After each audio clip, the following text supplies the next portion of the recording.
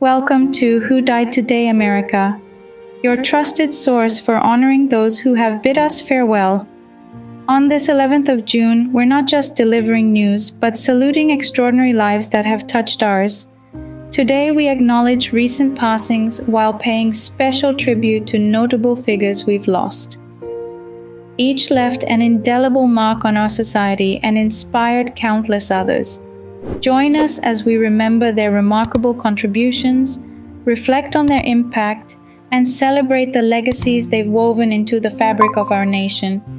In Who Died Today America, their stories live on. Stay with us as we pay homage to these remarkable lives and their enduring influences. Number 14, Manny Cotto, acclaimed writer-producer, passed away at 62 on July 10 following a 13-month battle with pancreatic cancer. An Emmy winner recognized for his contributions to iconic television series like 24A, American Horror Story, Star Trek, Enterprise, and Dexter, Cotto's career spanned over 4 decades. His passion for Star Trek began in childhood and ultimately influenced his work, notably when he revitalized Star Trek Enterprise during its final seasons. He also broke new ground with The Ticking Man, the first screenplay to fetch a $1 million price tag, although it was never produced. Cotto and his family moved to the U.S. to escape the totalitarian regime of Fidel Castro. His creativity began early, using his father's Super 8 camera to produce horror films. Cotto carried this creativity into his professional life, leading to his Emmy win in 2006 for the 5th season of 24. He leaves behind a legacy in the film and television industry and will be dearly missed by family and friends, including his younger brother, Juan Carlos Cotto, also a writer and producer. His worldview, imprinted with the optimism of Star Trek and an enduring love for storytelling, will continue to inspire generations of storytellers to come. Number 13. Dorothy Zender, a celebrated icon of the Bavarian Inn in Frankenmuth, Michigan, passed away at her residence on July 9, 2023, due to natural causes. She was 101. Zender began her journey with the Bavarian Inn in the 1930s as a waitress, when it was known as the Fisher Hotel. Alongside her husband, William "Tiny" Zender, she took over the restaurant in 1950, transforming it into the globally recognized Bavarian Inn. Zender was at the heart of the restaurant's operations, creating recipes, guiding the chefs, and playing an instrumental role in building the establishment into one of the most prominent family-operated restaurants in the United States. The Bavarian Inn served nearly 1 million guests annually under Zender's oversight, becoming a prominent destination for tourists. The Zenders expanded the restaurant into a multifaceted enterprise, incorporating a lodge, a water park, gift shops, and more. Famous for its chicken dinners, a fact proudly displayed over the restaurant's entrance, the Bavarian Inn embodied Zender's culinary expertise. Her beloved recipes were shared with the wider world through her cookbooks, Come Cook With Me, and From My Kitchen to Yours.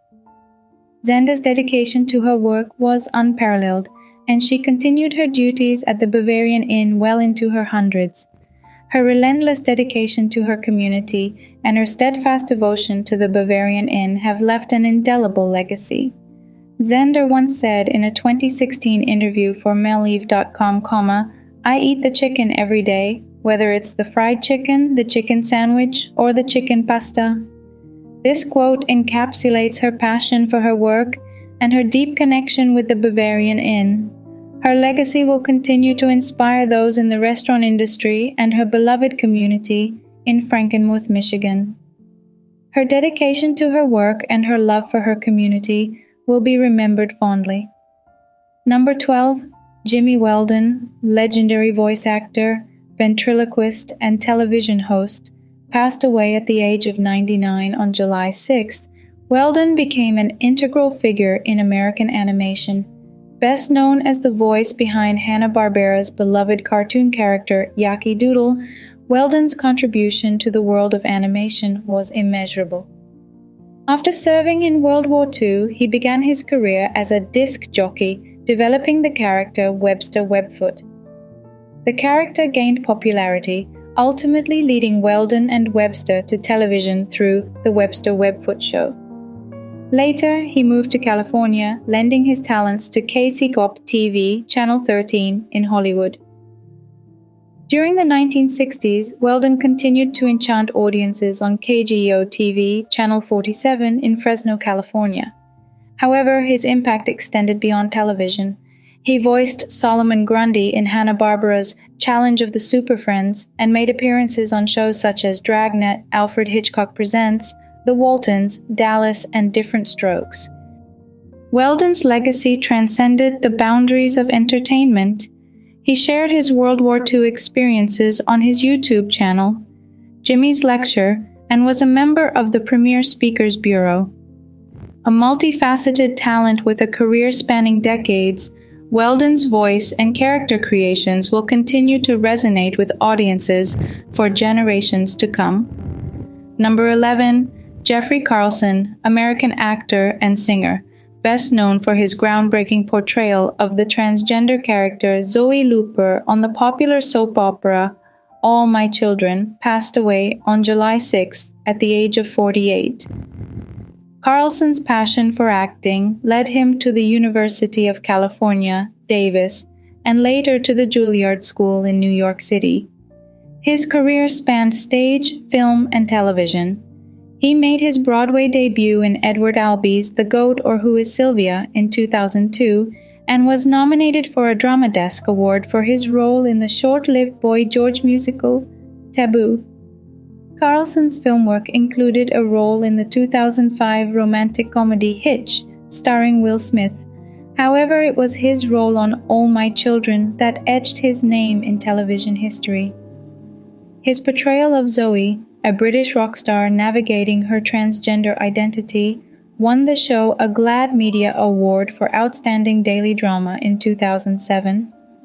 Carlson's nuanced performance brought visibility and humanity to the transgender community, demonstrating his commitment to challenging and transformative roles. Beyond his work on screen and stage, Carlson's impact resonated with countless viewers who saw their experiences reflected in his groundbreaking roles, leaving a lasting legacy in the world of entertainment. Number 10. Beno Schmidt Jr., a distinguished constitutional law scholar and one of America's preeminent education executives, passed away at his residence in Millbrook, New York, over the weekend. He was 81. The exact cause of his death, which was confirmed by his daughter Elizabeth Hun Schmidt, has not yet been determined.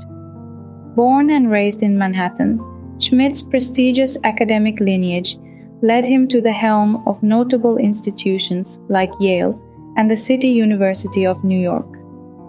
As president of Yale, he implemented challenging yet vital budget cuts and realignments that significantly improved the university's financial and academic trajectory, despite causing some discontent amongst faculty and students. Schmidt's influence was perhaps most significant at CUNY, a once prominent system of colleges that had fallen into chaos before his tenure. His leadership sparked a revival of the institution, which culminated in a drastic rise in SAT scores, bar exam pass rates, and the establishment of new academic programs. Beyond the realm of public universities, Schmidt was pivotal in transforming K-12 education in the United States. After leaving Yale, he became CEO of Edison Schools, with a vision to create a national network of private elementary schools. Although Edison did not fully realize its goal, under Schmidt's leadership, it opened the door for charter schools and other for-profit educational ventures. Schmidt's contributions to legal education were equally significant. Columbia University Law School benefited from his expertise in constitutional law during his tenure as dean. He also left his mark on the silver screen with brief roles in 2 Woody Allen films and a well-regarded presence in New York's folk music scene. Schmidt's passing marks the end of an era in American education, but his legacy of innovation and unwavering dedication to reform will continue to influence generations to come. his pivotal role in revitalizing institutions like Yale and CUNY, and his broader contributions to K-12 education have forever shaped the landscape of American education. Number 9. Alan Wilkie, the beloved Australian meteorologist and long-serving television weather presenter, passed away at the age of 94 on July 10th. Wilkie grew up in Childers, Queensland, where he attended Maryborough Boys State High School.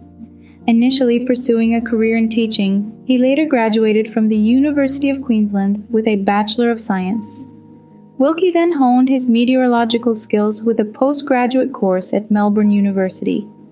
In 1950, Wilkie began his service with the Bureau of Meteorology. His notable contributions led to an unexpected opportunity when the Bureau insisted he audition for a television weather presenter role with the ABC's new Sydney television station, ABN2, in 1956. After a 3-year stint at the ABC and a brief tenure at Ream as a quality controller, he returned to television in 1968 upon joining the Seven Network's Sydney station, ATN7. Wilkie's tenure as a weather presenter spanned several decades, featuring appearances on the Seven Network's evening news bulletin, The Breakfast Show, Sydney Today, and radio stations such as 2SM. In 1977, he was poached by the Nine Network's Sydney station, TCN9, where he remained until his retirement in 2001. Wilkie's passing follows that of his older brother, Ray Wilkie OAM, also a renowned meteorologist and television weather presenter, who died on May 18, 2023. Their contributions to the meteorological field and television have made the Wilkies an enduring part of Australia's broadcast history. Number 8. Michaela Jones, Hawaiian pro surfer, known for his unique perspective on the sport, has tragically passed away at 44 following a surfing accident in Indonesia's Mentawai Islands on July 9th. The precise circumstances surrounding his death remain uncertain. Jones was a revered figure in the global surfing community, celebrated for his mesmerizing first-person videos that brought viewers inside breaking waves. He was noted as a trailblazing point-of-view content creator in surfing and considered by many to be one of the most barreled surfers on the planet. His sudden death has led to a wave of condolences from the surfing community, including iconic pro surfers Kelly Slater and Mick Fanning. Surfing apparel company Reef, where Jones was previously an ambassador, also honored his memory in a heartfelt statement. Jones's daughter Isabella paid tribute to her father on Instagram, expressing her disbelief at his untimely departure. Michaela Jones will be remembered not just for his innovative contributions to surfing, but also for his profound influence on the next generation of surfers. His death leaves a void in the surfing world that will be hard to fill. Number 7. Lee Hedges was a renowned American football coach with a career spanning several decades, passed away on July 9th at the age of 93. Hedges is notable for recording the most wins in the history of Shreveport-Bossier City High School football in northwestern Louisiana, with 217 victories to his name. Hedges led his teams at 3 different Shreveport public high schools, Bird Yellow Jackets, Woodlawn Knights, and Captain Shreve Gators, into state championship games. His most notable player was perhaps Terry Bradshaw, the 4-time Super Bowl champion with the Pittsburgh Steelers, who was a first-year starter on Hedges' 1965 Woodlawn High School team. Beyond his success on the football field, Hedges also made a significant impact off it. He was a respected mathematics teacher and tennis coach, with his teams at Captain Shreve winning 15 state championships. Hedges worked with young tennis players well into his 80s. Before becoming a coach, Hedges was a 3-sport star at Fair Park, an all-state running back in 1947. He then played football and baseball at LSU and was part of the Cinderella 1949 Tigers team. He played 2 years professionally with the Baton Rouge Red Sticks of the Evangeline Baseball League. Hedges' reputation and legacy live on. He was chosen Outstanding Teacher by the Cotto Parish Teachers Association in 1963 and was selected for the Louisiana High School Coaches Association Hall of Fame in 1987 and the Louisiana Sports Hall of Fame in 2010. His ability to motivate players, foster talent, and contribute to the game of football left an indelible impact on those he coached and worked with. Number 6. Andrea Evans, a celebrated actress known for her significant roles in popular soap operas, passed away at the age of 66 on July 9. Her death was due to a prolonged battle with breast cancer, as confirmed by her representative, Nick Licht. Evans breathed her last at her home in Pasadena, California. Evans first appeared on screen in 1978, starring as Faye Morrison Wheeler in the NBC miniseries The Awakening Land. Her most iconic role was that of Tina Clayton, later Tina Lord, on the ABC drama One Life to Live, a character she reprised multiple times, last appearing on the series in 2011. She also had memorable stints on The Young and the Restless, The Bold and the Beautiful, and Passions, cementing her status as a soap opera icon. Evans was nominated for 2 Daytime Emmys during her career. Known for her radiant spirit, infectious laughter, and love for life, Evans left an indelible mark on all who knew her. She exhibited awe-inspiring strength during her fight against cancer, inspiring many around her. Evans is survived by her husband Steven Rodriguez and their daughter Kylie Rodriguez, both of whom shared touching tributes celebrating her life and resilience. Number 5. Paul David Manson, an iconic Canadian Forces officer and accomplished businessman, passed away at the age of 88 on July 1st. Manson was a renowned fighter pilot, serving in Germany, France, and Canada. He led the 441 Tactical Fighter Squadron and the new fighter aircraft program, contributing significantly to the selection of the CF-18 Hornet. In 1986, Manson was appointed Canada's Chief of the Defence Staff by Prime Minister Brian Mulroney, cementing his place in the annals of Canadian military history. His professional life extended beyond the military into business, where he served as the president of Paramax and later chairman of Lockheed Martin Canada. Upon retiring, Manson devoted his time to philanthropy, raising an impressive $16.5 million for the new Canadian War Museum. His leadership and contributions to Canadian society earned him several prestigious awards, including the C.D. Howe Award and the Vimy Award, and he was made an Officer of the Order of Canada. His dedication to service and defense have left an indelible mark on Canadian and global history. Manson's life exemplifies a relentless pursuit of excellence and dedication to serving his country. Number 4, Brian Collins, esteemed Long Island football coach, tragically passed away from a cardiac event at the age of 58 on July 8. Prior to his death, Collins had been promoted to the position of defensive coordinator for the Stony Brook football team, having served as the defensive line coach since joining the program in 2021. Before his tenure at Stony Brook, Collins made his mark at Long Island University, where he coached for 23 seasons.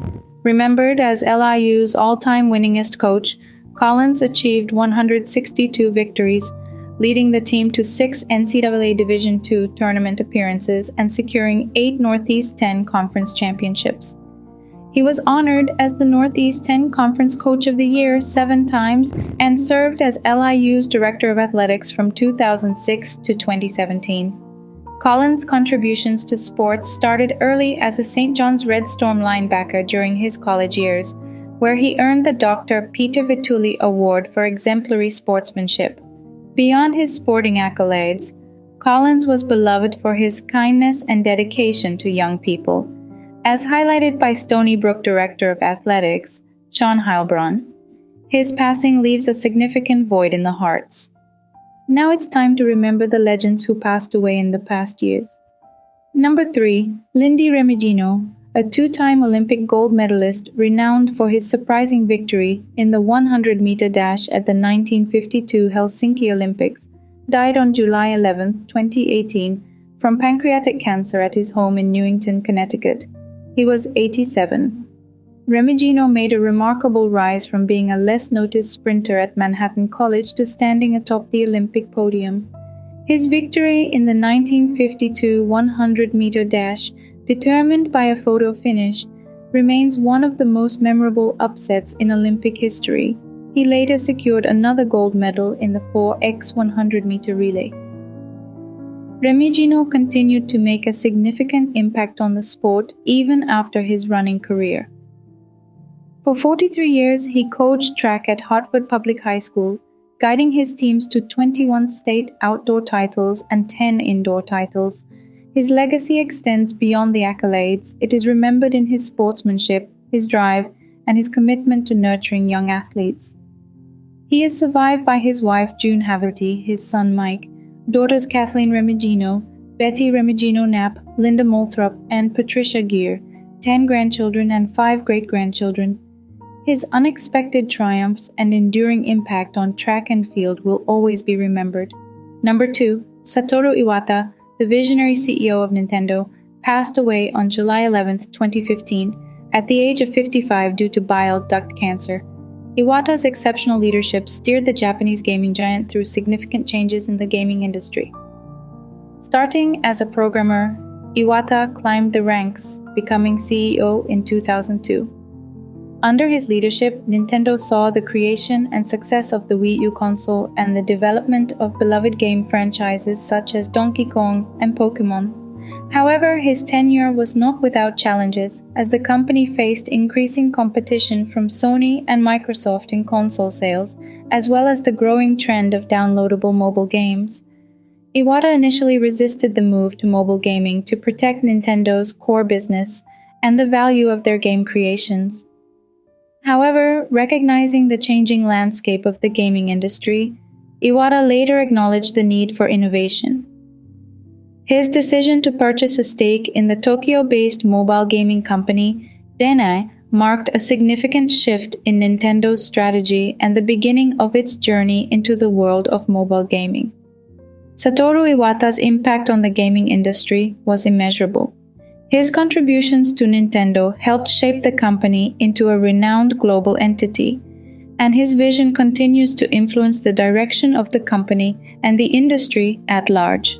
His passing is a significant loss to the global gaming community. Number 1. Charlie Robinson, the esteemed actor most notably recognized for his role as Mac in the NBC sitcom Night Court, passed away at 75 in Los Angeles on July 13. A heart attack and organ failure resulting from septic shock, coupled with adenocarcinoma, a form of cancer, led to his death, as confirmed by his family.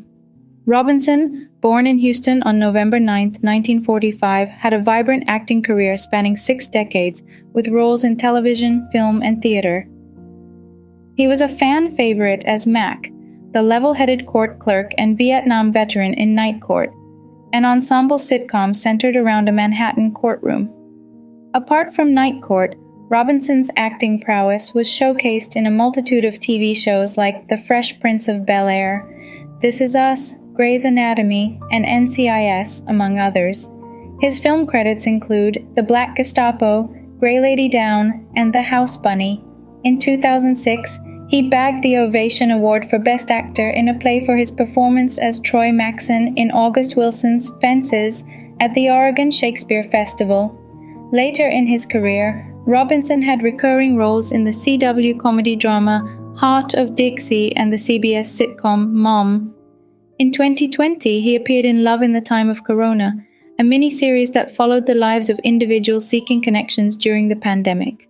Robinson is survived by his wife, Dolorita Noonan Robinson, his mother, his children, Luca, Charlie, Christian, and Byron, and his brother, Virgil Carl Robinson, along with several grandchildren and great-grandchildren. He left an indelible mark on the entertainment industry, and his legacy lives on in the hearts of his loved ones and the audiences he entertained. You can continue watching these videos about recent celebrity deaths in June on your screen. To keep yourself updated, you can turn on notifications.